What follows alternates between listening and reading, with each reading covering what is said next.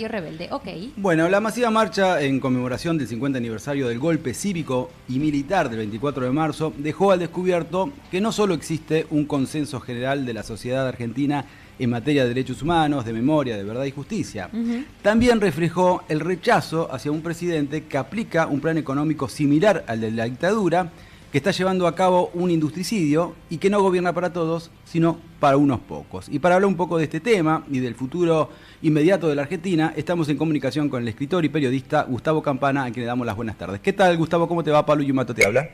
¿Qué tal, Pablo? ¿Cómo va? Abrazo a todos los compañeros y compañeras de la radio. Igualmente para vos, muchas gracias por atendernos. Antes de meternos un poco en las conclusiones de lo que pudiste ver de la marcha, me gustaría una apreciación tuya acerca de qué te pareció el fallo de la justicia de Estados Unidos a favor de la nacionalización de YPF que ejecutaron durante el gobierno kirchnerista, causalmente, ¿no? El fallo es el correcto y eso es lo que me sorprende. Claro.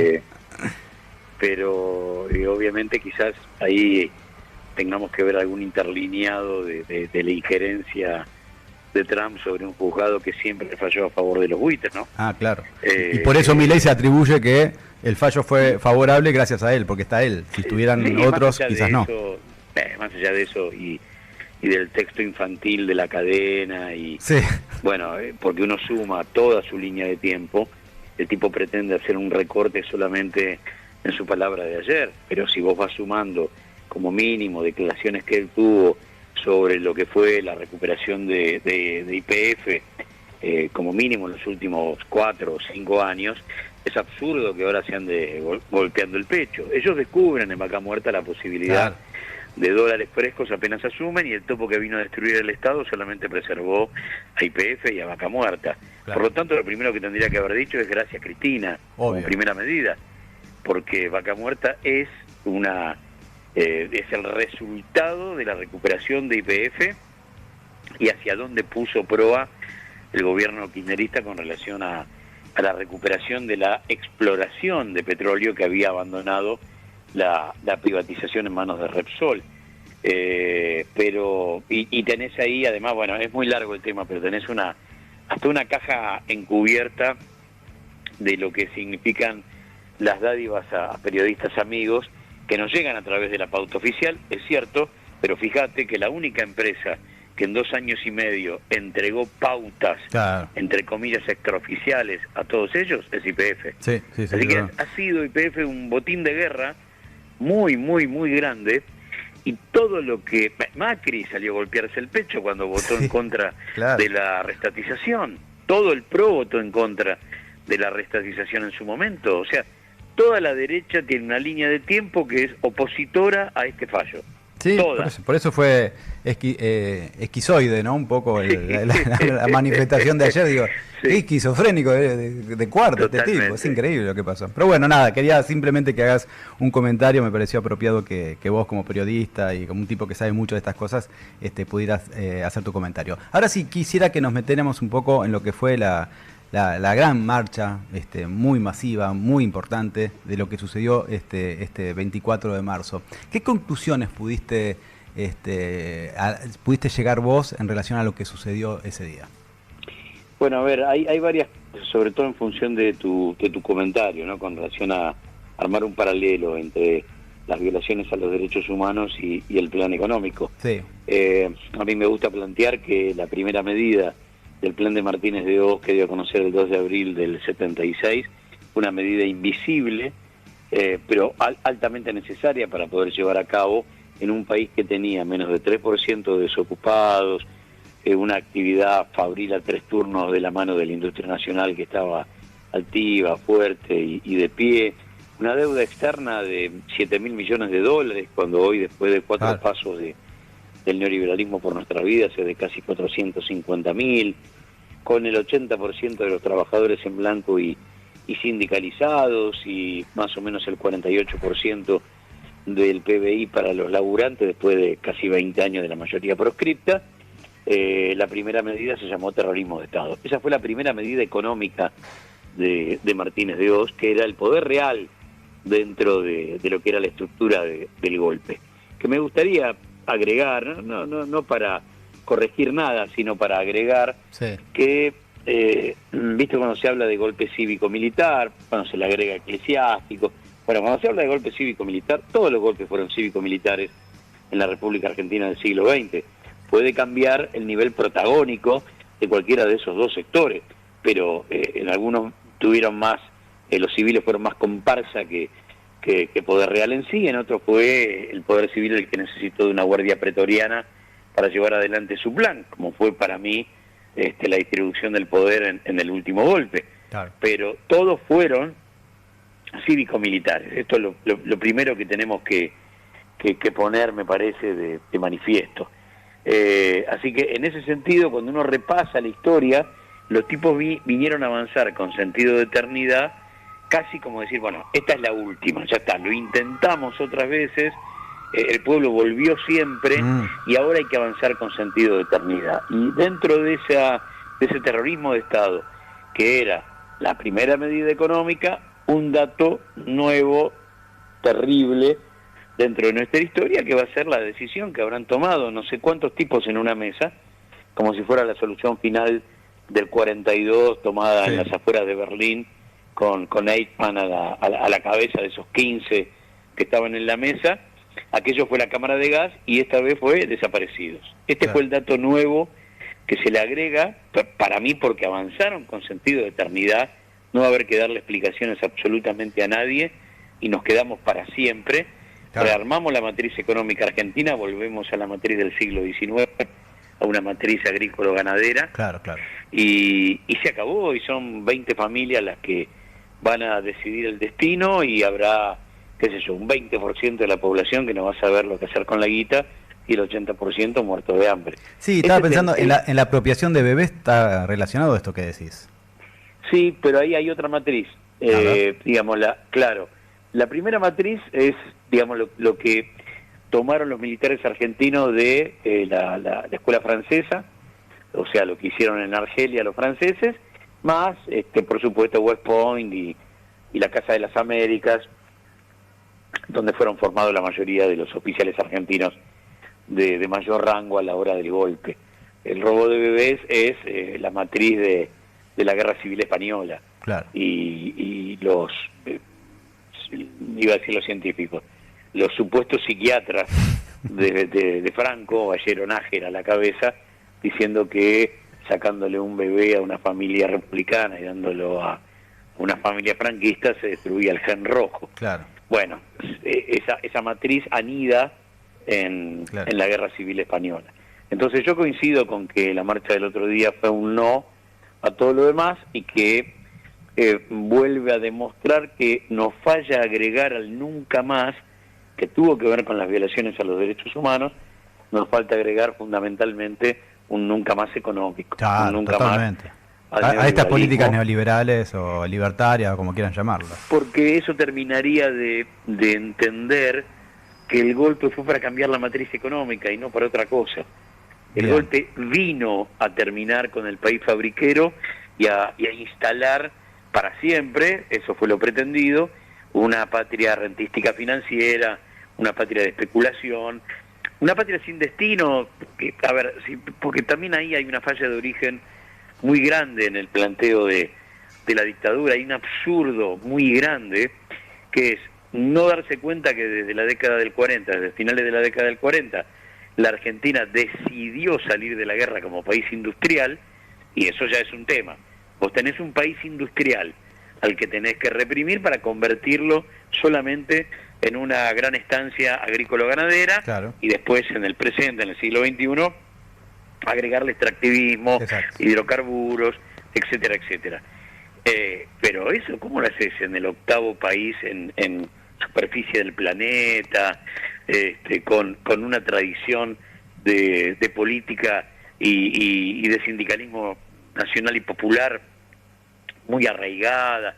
Digo, hay un montón de situaciones que fallan en el diagnóstico, y que solamente en esa fase de diagnóstico está la necesidad de terminar definitivamente con una generación y de llevar adelante un genocidio. Si no, no hay otra forma de poder entender el porqué de 600 centros clandestinos de detención, tortura y muerte, insisto, para cambiar la matriz económica.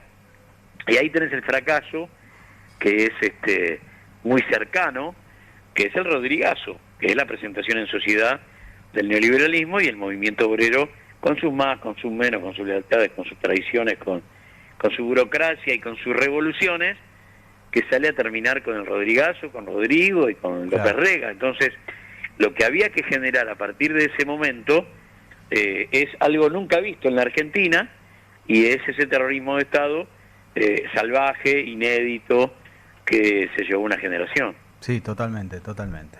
Bueno, a ver, vamos a hablar un poquito de actualidad, porque, a ver, yo lo que vengo recalcando durante este tiempo, del sábado pasado a hoy, es que, bueno, a 50 años es increíble, ¿no? Pero ya tuvimos tres gobiernos que aplicaron la misma política, o muy parecida, política económica a la dictadura.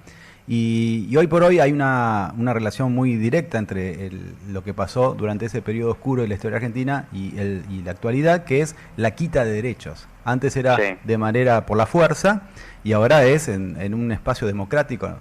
Increíblemente nos están quitando derechos y encima los legisladores aprueban las leyes. Entonces hay una distorsión de lo que está sucediendo. Con lo cual, la pregunta que te hago es, pese a esto que te acabo de describir, ¿cómo ves al gobierno hoy, teniendo en cuenta estos casos de corrupción que son ya muy evidentes, el caso de Adorni, lo de la criptoestafa Libra, y con esta gente que quiso creer que estos tipos venían a eliminar la casta, que iban a eliminar la corrupción y que iban a transparentar la política, y que terminan siendo iguales a los que ellos creían que eran los corruptos, que eran para ellos son los peronistas o en algún momento también hasta los macristas? ¿Cómo ves a la sociedad en o sea, y qué transmitió la plaza en ese sentido, ¿no? Para un poco hilvanar las dos cosas. Bueno, a ver, vamos por parte. En principio, el gran problema que tiene la sociedad argentina es lo que decíamos recién, no advertir que el problema es el plan, claro, que no se trata de un apellido, que no hay un problema de mala praxis si a Macri le salió mal, no, claro, y entonces a Milei le puede salir bien. El problema es el plan. Y cuando un sector político, no importa quién sea, viene a instalar achique, ajuste, deuda, fuga, industricidio, ya está, listo, yo ya sé cómo termina. claro. Pero no asumió y ya sé cómo termina. Eso tiene que ver con identificar que el problema es el plan, que el problema es la miseria planificada. Esto lo dijo Walsh, sí, obvio, en marzo del 77, y de ahí en adelante sabemos perfectamente de qué se trata solamente siguiéndolo a Walsh. Ahí es donde entra también algo que decía Bertolt Brecht en la década del 30, que el peor analfabeto es el analfabeto político. claro.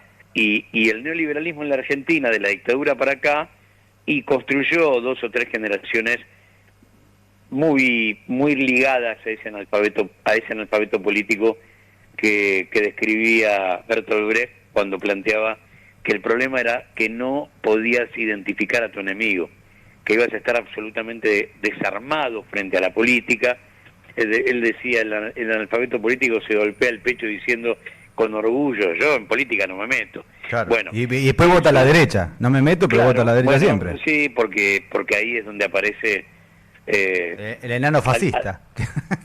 Sí, o yo no sé si es para tanto. Yo creo que hay como muchas tribus en el voto, seguramente, por ejemplo a Milei, ¿no? Y que fue exactamente igual con Macri. Entonces ninguna de esas tribus por ahí tiene contacto entre sí, pero todas apuestan a eso. Digo, vos tenés en el voto del 23 desde un sector que, no sé, tiene un ADN que antiperonista, que lo lleva por generaciones, otro sector enojado con Alberto, y un enorme sector del pobrerío que creía que iba a ganar en enero en dólares lo mismo que estaba ganando en pesos en diciembre. Eso es lo más los más crédulos de todos, ¿no? Claro. Bueno, y ahí hay un analfabeto político, claro, construido por la derecha. Serían los pibes jóvenes, poner los sub 30. Y no sé, ahí hay de todo. Hay de todo. No, ahí hay de todo. Hay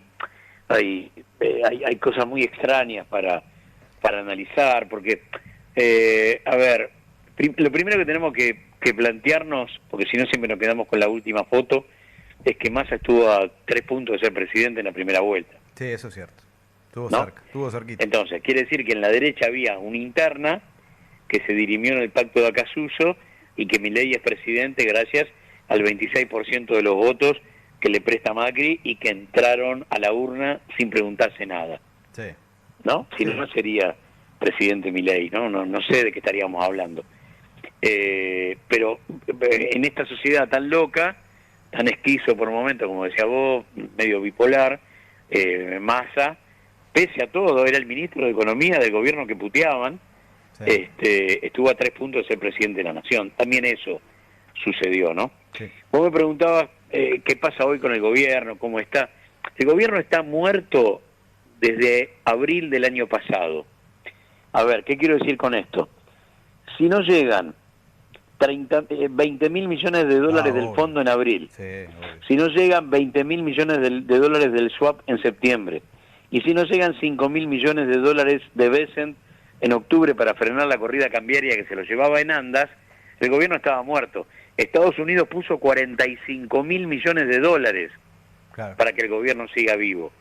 Es un montón, es el 100% de la deuda que le dejó la dictadura a Alfonsín y el 100% de la deuda que contrajo Macri con el fondo en el 18. Toda esa guita la puso Trump para que no muera el gobierno de Milei. 2. El gobierno es el derrotado de las elecciones de septiembre Sí. en la provincia de Buenos Aires. Y Trump gana las elecciones de octubre, no Milei. Hay, como desde ese momento, aunque parezca mentira porque los números dicen otra cosa, parecería que hay un sí muy grande al gobierno, y en realidad yo la verdad que no lo veo sí una puja, todavía con un sector que debe ser el 20 y pico, el 30, que lo van, pero básicamente está en los medios de comunicación, porque Adorni llega, hagamos la línea de tiempo, llega después de Cuader, después de Libra, Sí. después de Andis, después de Spert, la pucha, después de Nucleoeléctrica, De fentanilo. la que se afanó Raider. Del fentanilo contaminado. Bueno, exactamente. Claro. No llega de la nada, no es generación espontánea, no es el primer caso. Tendría que ya a esta altura del partido, la aparición del caso Adorni, que es terrible por donde lo mires, tendría que decir, bueno, basta, loco, córtenla. Ya esta es la sexta historia que tenemos que bancar de ustedes, y sin embargo, parece que es la primera. Entonces ahí es donde opera muy fuerte el dueño de la palabra, por llamarlo de alguna manera, que es el discurso único que maneja la derecha. Claro, obvio. Y que copa, no sé, el 90% de la palabra, no Gustavo, solamente a través de los medios, sino a través de telefonía, internet. Vos sos de los medios, sabes mucho de esto. Tengo medio minutito más, pero no quería dejar Dale. de preguntarte de la carta de Sergio Unac a los referentes del peronismo, de alguna manera señalándoles de que sería importante que haya unas internas abiertas antes de fin de año, porque él cree que Milei va a terminar eliminando las PASO de alguna manera, por decreto, como sea, y que va a adelantar las elecciones para mayo del año que viene. Bueno, ahí en esto último que me decís hay un enorme signo de debilidad del gobierno que los viene mostrando todo el tiempo, cuando golpea la mesa. Se habla también, copia en esto hasta Trump, y hasta a Netanyahu, porque los dos países, Estados Unidos e Israel, están hablando de adelantar elecciones porque tienen un desastre que se los come todos los días un poco más y pretenden achicar el nivel de daño adelantando las elecciones. No, me parece fantástico. Internas de democracia, qué sé yo, no le puede caer mal a nadie, uno supone. Claro. El hecho de dejar en mano. El tema es sobre qué padrón se vota, que me parece a esta altura sería lo más complejo, pero con un padrón limpio y digno, por llamarlo de alguna manera, sería la forma más, qué sé yo, más política de una resolución política. Sí. ¿Crees que la interna entre Kicillof y Máximo o Cristina, ya no sé cuál de los dos, o la Cámpora, de alguna manera va a ir evaporándose con el tiempo o se va a mantener? No, yo creo que se va a ir evaporando con el tiempo. Es un problema hasta de necesidad, Sí. Ni siquiera es porque no hay un problema ideológico ahí. Esto es lo que uno ve. Si hay un problema, o sea, hay muchos problemas, eso pocos o muchos problemas tienen que ver más con situaciones personales que con resoluciones ideológicas. Totalmente. Todos los que están pugnando en esa pelea parten del mismo lugar. Sí, ojalá que se saquen una fotito juntos pronto, ¿no? Y es cierto que se llegó muy lejos en la desintegración, ¿no? Sí. Y volver, cada vez que te vas más lejos, volver es cada vez más difícil. Exactamente. Pero bueno, ¿qué va a ser? Hay una responsabilidad histórica y me parece que hay que asumirla. Totalmente. Gustavo, millones de gracias por esta charla. No, a ustedes, un gran abrazo. Te mando un fuerte abrazo, muy amable como siempre. Fuerte abrazo. Hasta luego, que estés muy bien. Bueno, ustedes lo escucharon, era Gustavo Campana, escritor, periodista, escribió un libro sobre todo lo que pasó durante la dictadura militar, así que se los recomiendo, están en todas las librerías, busquen Gustavo Campana, 24 de marzo del 76, algo de Videla, lo van a encontrar, no recuerdo el nombre ahora, así que bueno.